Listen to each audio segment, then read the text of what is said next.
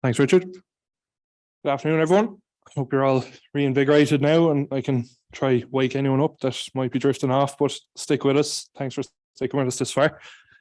This might work out well as a bit of a recap, actually, as to what you've seen already this morning, is I phrase it carefully.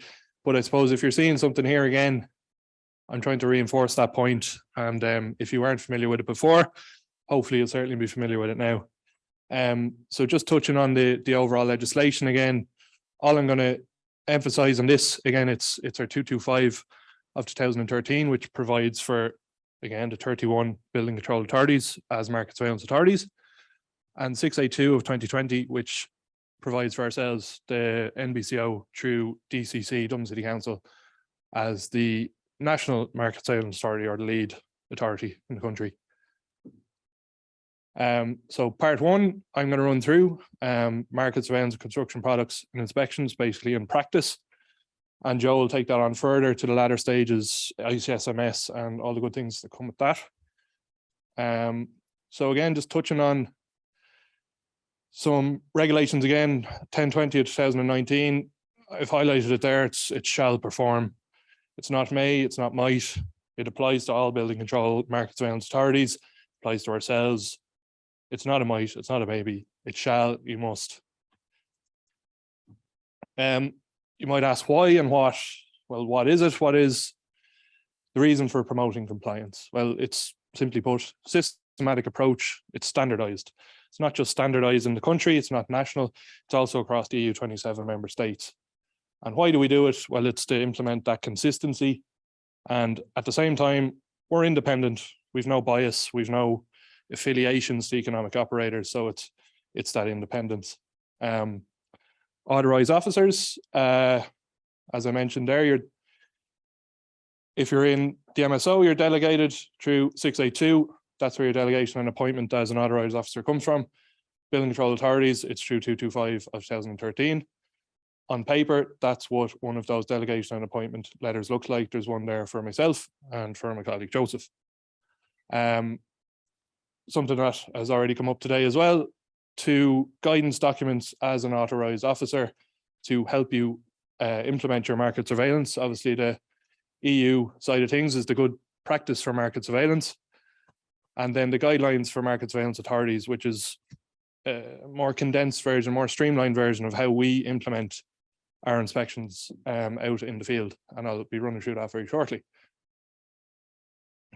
Just touching on, again, the OECD comes up, regulatory compliance, it's kind of the Bible when it comes to regulatory compliance, but enforcement, just to reinforce the word enforcement, it's not just the actual enforcement part. Enforcement encompasses everything that you are doing in relation to all activities aimed at promoting compliance and reaching regulations outcomes. So it includes your inspections. Your inspections are in part of your enforcement. Just summarize a couple of definitions again. Economic operator, they have their obligations under the CPR, DOP, CE marking, which we've all heard of today. And simply put, market surveillance authority, we come in, we verify that obligations are being met, whether a product complies with the requirements of the applicable legislation. And Marie touched on it earlier. That's not necessarily that we are endorsing something. It is, we are not issuing compliance statements or endorsing. So straight from the good practice for market surveillance, it's a compliance assessment summarized in those 8 steps there you see in front of you. I'm going to skirt around the start and finish part in the ICSMS, as Joe will take you through that in more detail. But steps 2 to 7 then, when we take it on further and summarize it in the guidelines for market surveillance authorities. So 5 stages. Colin kind of went through this. I'm going to make it a little more relevant to in practice when myself, my colleague Joe, or any of the 31 building control market surveillance authorities are going out into the field. I'll take you through those stages now of what it looks like if you're actually going to go out and carry out a market surveillance inspection. So stage 1 is your preliminary study identification risk assessment, desktop study for short. I should just note as well, the reason I've got pictures here, I'm going to stick with kind of blocks and aggregates in our most recent campaign, but Murray touched on it earlier. We have upcoming campaigns in terms of structural steel, lintels, and we've also had fire alarms in the past. So it's any construction product under the 35 product area codes. But taking it on further, and again using an example of concrete and aggregates, so you should be seeing a few familiar things here again from this morning. Notified bodies, a register of that is available on Nando. Not going to make any more chicken jokes, I think Colin's done enough. But you can filter the Irish notified bodies under the regulation 305 2011 CPR, and you should get, in terms of notified bodies, 10 results, 2 of which we've already had representatives speak here today in the NSAI and BRE. Once you know from your inspection campaign where you're going to focus, and they're covered within the CPR, you might not be able to see it, but that's product area code 17 for masonry related products, and product area code 24 for aggregates. So you can contact the notified bodies and they would be obliged to provide you with the information of who they're certifying. Some are easier to get that information from than others, and I use the NSAI as example. Provided a link there, they provide a very useful publicly available tool for searching for certified companies or economic operators. It's got various filters there by standard titles and numbers. You can put in key words for if you're looking for a particular county. Just drop down menu there, you can filter on standard titles as well, and it'll bring you up a list of those certified companies. So it helps you focus the mind who you're going to be actually going to take a visit to, and you can look up their details then for further contact information. So taking that on further, and Nando as well came up earlier, but you can actually get a list of products of harmonized standards, and while you can get the entire list of 440, 450, whatever huge number it is, you can filter that by area code as well. I've given the example here for product code 24 aggregates. I've highlighted some of particular interest, which you'll see blown up on the next slide. But what's important to note as well from the harmonized standards, you can also very quickly ascertain the system of AVCP, which again should be very familiar. I'll go into in a little bit more detail, just touch on again.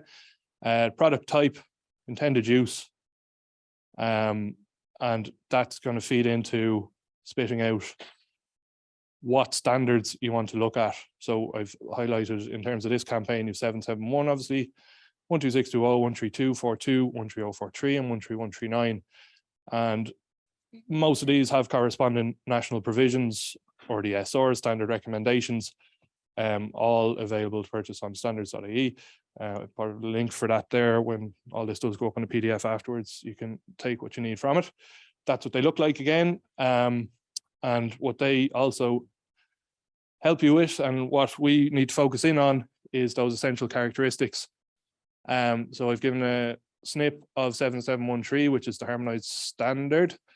So that lists out your essential characteristics, and where the further guidance is useful then from the national provisions or the SRs, again, just to re-emphasize the fact, national provision, it's only suitable for the country where the product is in use. You'll get some further information and further guidance on actual recommended values, minimum values, and test methods that they'll be done under. I suppose with 12620 SR 16, something of particular interest is your total sulfur values under 1%, which thankfully we have Owen is a very competent geologist. We'll be speaking about that a little bit more after this presentation. So I'll leave that to him. And as I said from before, you'll also be able to ascertain what system of AVCP is involved as well. And in this case, for aggregates and blocks, we know it's 2+. If you're paying attention earlier, 2+ has various obligations on the manufacturer, various obligations on the notified body indicated by the stamp symbol, and manufacturer by the factory symbol. In terms of 2+, the one that really jumps out is the assessment of the performance. Sean went into it in enough detail, but it's just to re-emphasize that the assessment of the performance lies with the manufacturer, the economic operator in this sense. Where the notified body come in, they will ultimately produce a certificate of conformity for their factory production control, which from one that NSAI provide is there in front of you on the right hand side. So while this in itself will probably lead you to carrying out an inspection on a particular economic operator, what you really want to hone in on as well is the documentation that got them to this point. So their actual SOPs, standard operation procedures, and the actual document for factory production control. That should be something along with your DOP, CE marking, etc., etc. That is another important document that you should be requesting. If they don't have it available at the time, you should be requesting it thereafter. So once you're armed with all this lovely knowledge, you're not really going to just turn up and regurgitate it all out. There's a kind of structured way of getting the information that you need. So you have your inspections and site visits and economic operators targeted where you want to go. It came up earlier about proactive scheduled inspections or unannounced reactive inspections. I'm going to focus a bit more on the proactive side of things here, where you're checking for compliance with the regulations. There's various systems out there. We prefer and use the ArcGIS Survey 123 system, handy little app that you can throw onto your tablet and bring with you when you arrive to site. And I suppose with the proactive approach as well, we could be going anywhere in the country. There's no point in driving 2-3 hours, landing at the door, and Johnny's away at a funeral today. There's nothing I can tell you. Come back another day or drop us an email.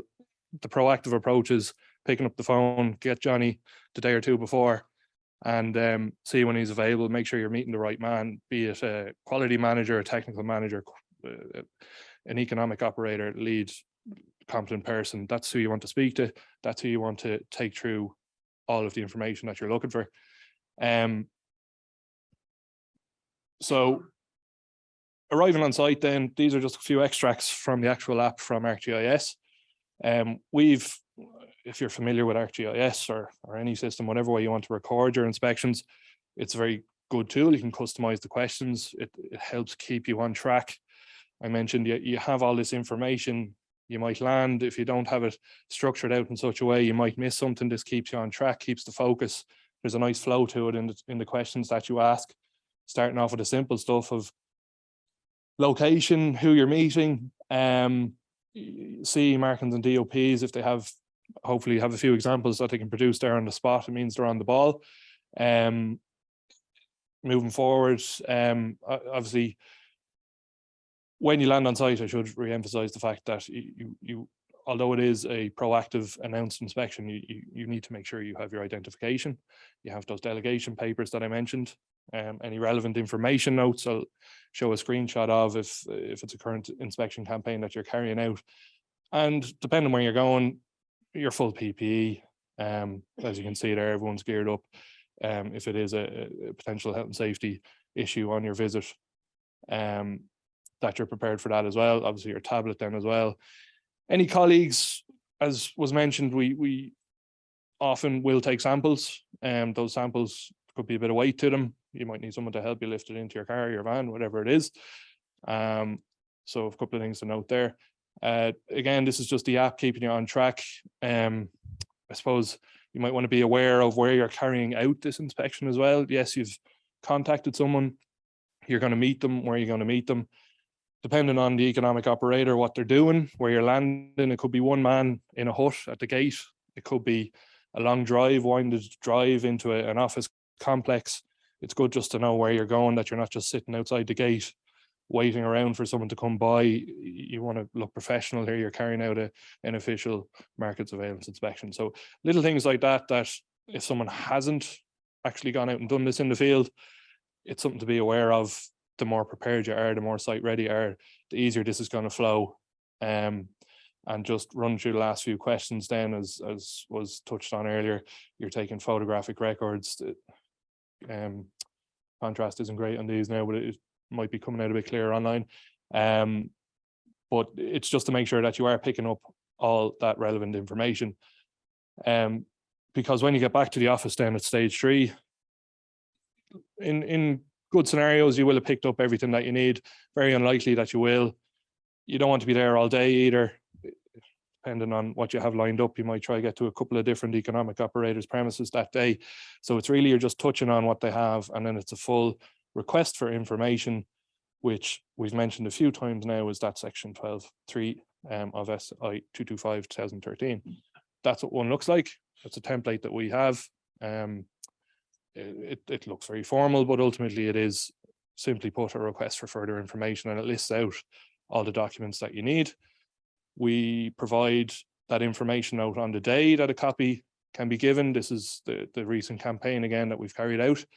There's some good guidance and hit list of what comes with that. And it looks like this. It might have popped up on the screen earlier on as well. But that's just a very straightforward explanation to the economic operator, why we're here, what we're looking for. This is what you should have. And it's summarized further in this table, which came up earlier as well. Once you have all that information, you check it for compliance with the CPR, and if found to be non-compliant, you're into that next section 14.1, excuse me, which Colin touched on as well, which is the enforcement notice or a request for action. So in practice, what does that look like? Well, the CE document was put up as I think Colin referred to it as a ladybird guide, and ladybird is a good thing when it comes to really getting the point across of what's required in here, because what we've seen certainly hasn't been in line with everything that is required. CE mark is simple. It's a separate document. Simon mentioned it earlier. It's a legal requirement to have it on separate documents.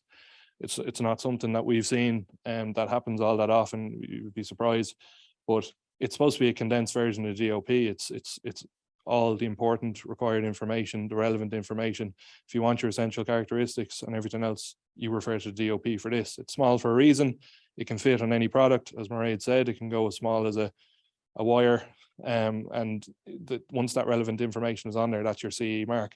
So you're looking out for particular things like the actual year should be up here, the notified body, a reference to the DOP itself.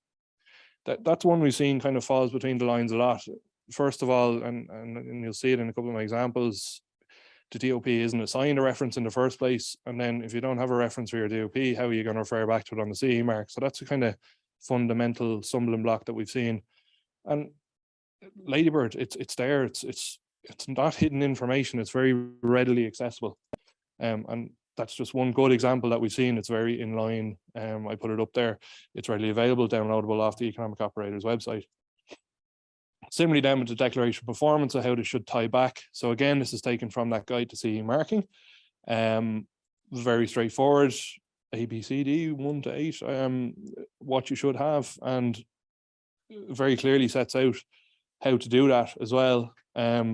So I don't think I need to go into too much more detail on that, but in terms of what we have seen, and over the last almost 2 years now, I suppose, between 2021 and 2023, we've collated all our information that we've got back. This is an example from one of those reports where we summarize our findings, and I suppose a couple of DOPs that have come back. I mean, the CE mark is on top there. That's what we're being given. Should be a separate document. This one in particular happened to be missing the notifying body ID as well. So it's not just enough to mention the NSAI or whatever it is. You need to put down their actual ID that's quite clearly set out. Another one, as I mentioned, missing DOP reference comes up a lot. Missing signatures, missing dates, you'd be surprised, comes up quite a bit. Again, signed and dated, it's an obvious one. Similarly, again, missing DOPs and authorized representative. There's some further guidance on that in 10/20/2019. It is mandatory if you require it, but it's left blank often, or it's NA. I think the understanding is not great out there on that. So there is further guidance on that in 10/20. With all of that, ultimately, we shouldn't have to request that information. It should be readily available. It is an EU regulation. declaration of performance on construction products available on a website. Very much more often than not, that's not the case. But it is there, it's in black and white. So just to make you aware of that. Other things to look out for and queries that would come up on the app, and we'd be speaking to the economic operators on is traceability. Just to hammer that home again, from point of sale, once the product is put on the market, traceability needs to be available for 10 years. So you'd want to make sure that that's very thorough. And there's a bit of guidance on that as well. There's a couple of extracts here from the 7713 document, and the obligations are there, and it's set out at the bottom, means by which products within the scope of 7713 are placed or made available on the market can be identified and traced throughout the supply chain. So there's, Simon touched on that as a very useful document, a very recent document, and I make reference to that again shortly. So getting to stage 4 then, we're at closeout stage. So all the information that you've requested, has it been addressed in your 12.3? If it has, great, you're essentially done, you're ready to go. You've closed out any issues that you had. If there is any non-compliances, you're into 14.1 notice territory. So if you've done that and they've come back, they've been addressed, great, you're done. Again, you don't need to worry about it. You're into your 14.2s, 3s, etc. that Colin went into in a lot of detail. And I suppose it's been answered already. We've generally only gotten to this 14.1 stage. We haven't proceeded any further than that in this recent campaign or since we've been carrying out inspections. But I have added it here for a reason. Economic operators who fail to comply, subject to enforcement under Article 59 of CPR, penalties under Regulation 18 of 225. You could end up in prison. You could be fined £500,000. So there's enforcement and penalties there that are very severe. And ultimately, we're about promoting compliance. The 14.1s are corrective actions, but ultimately what we're doing, we're bringing the product back into compliance if it's non-compliant.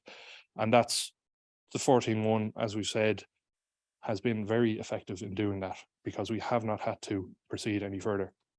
And that's summarized here again in results of the overall campaign. So you can see we've been length and breadth of the country, I should say, and that is, each one of those dots indicates the location of an economic operator that we visited, 165 number. Over 400 laboratory tests performed on samples, 9 corrective actions issued, which are the 14.1s. As I've said, we didn't have to go any further than that, and 109 requests for information of 12.3. So that is initiated by our office, but it's also in conjunction with market surveillance authorities as well. So what happens there when we're scheduling out a visit, we will make contact with the relevant local authority and we encourage them to attend and accompany us. I suppose ultimately that helps us and it helps yourselves, because it can be a bit daunting to go out and do this when you haven't done it before. And hopefully I've illustrated that it is not that daunting a process and it is something that's very achievable. So certainly once you accompany us, we'd be expecting that you'll be able to take that on yourself. And it's not just to what you see in front of you there, but any economic operator, and that you become self-sufficient. Then there is 31 authorities there. There is one lead authority. We are the lead authority. We're oversight, compliance support. We're there to help. But ultimately, we would very much like to see the self-sufficiency aspect coming into it as well. I mentioned, and Simon mentioned, guide for marketing use of concrete blocks, 7713. There is an FAQ, a good FAQ section in section 4 there, and I've just taken one out because it's actually applicable to all construction products. If you wish to make a complaint regarding a non-compliance with the construction products regulation, who do I contact? Well, a complaint should be submitted in writing, detail as much information as possible to either your local market surveillance authority and or the National Building Control Office and Market Surveillance Office, who monitor and enforce statutory requirements set out under CPR. And there's good contact details there, obviously our own support. And I think if you were to actually click on the link and go to the document, there's a footnote there for 16, which gives a full list of all the market surveillance local authorities. So I'll invite Joe up now to take that on further and speak to you a bit more on the ICSMS. Thank you.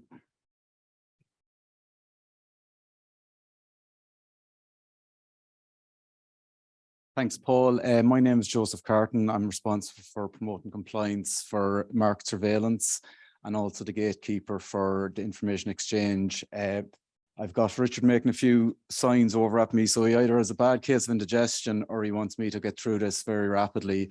So I suppose first and foremost, we've got our RAPEX, which is the rapid exchange of information.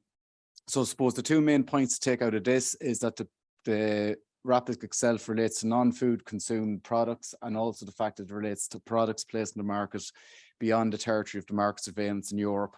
I suppose it's important to emphasize that both with RAPEX and with ICSMS, they deal with products outside that of construction product regulations, and quite often it's very few and far between that we actually will have interaction with the RAPEX reports. So I suppose from a kind of a on the ground perspective, any member of the public is able to jump on this particular website here and get a lowdown of dangerous products that will have been uploaded in the weeks prior. We're currently on release number 7 of 2023. And then every Friday, our friends from the CCPC will issue around a circulation regarding dangerous products encountered that on any given week. We in turn will review that as the market surveillance authority, and if we are finding any products that are in infringement of the CPR, we will circulate that to the wider audience.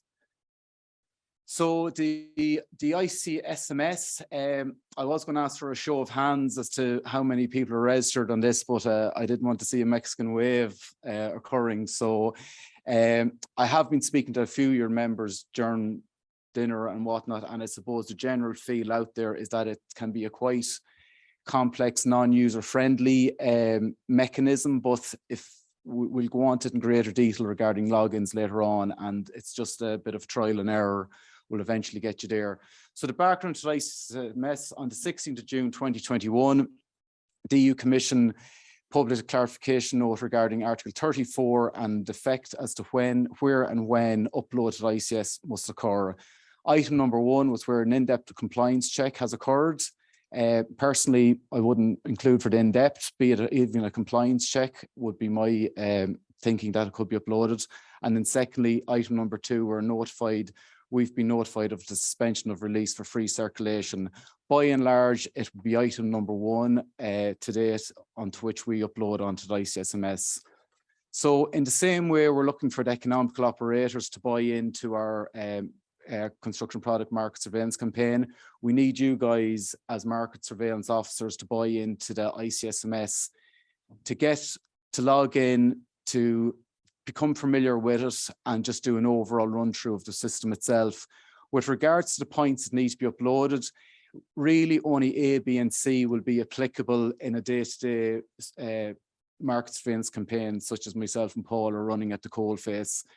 We need to be cognizant of the fact that both the RAPEX and the ICSMS deal with a lot of other industries, more complicated industries such as the pharma, medical, etc., whereby these other options may well be applicable. But by and large, it's the measures obtained once on site, reports collected, and then any corrective actions, be it by way of a 12.3, 14.1. Other tools that are within the ICMS is that of the mutual assistance, and there's also the joint agreements, which are both tools that promote kind of interaction between member states and the ability to share information. Finally, it's worth touching on the future window interface, which we hope to get in 2025. I suppose essentially what the future window interface is an interface between the national customs systems and ICSMS. So the hypothesis of this is that there will be a module or a section within the ICSMS where particular information can be uploaded. It in turn will be reviewed by a market surveillance board, and they themselves will make a decision whether it justifies being uploaded into case investigation or whether it can be handled some other way. So on a more practical level, as I said, the website here is for general upload, no different to registering for a bank account or whatever it might be. You create an account, you get your password, you log in, and you have a feel for the place. There may be circumstances whereby you need approval of an authorised officer on this. Within our office ourselves, myself, Richard and Paul, all local authorities should have their own authorised officer. So once again, if you are encountering any issues at all, just send through an info. Feel free to contact myself direct or come through to info@support.gov.ie. Just on a case-by-case basis, I suppose step one of an ICSMS upload is to populate the actual product in question. You'll see there to date, we're uploading all products under the Construction Product Regulation 305 of 2011. The only difference, a drop down will occur here between a 7713 masonry unit or that of an EN 12620 or an EN 13242 will be this particular material here. It'll actually come up as aggregate rather than the manufacturing material.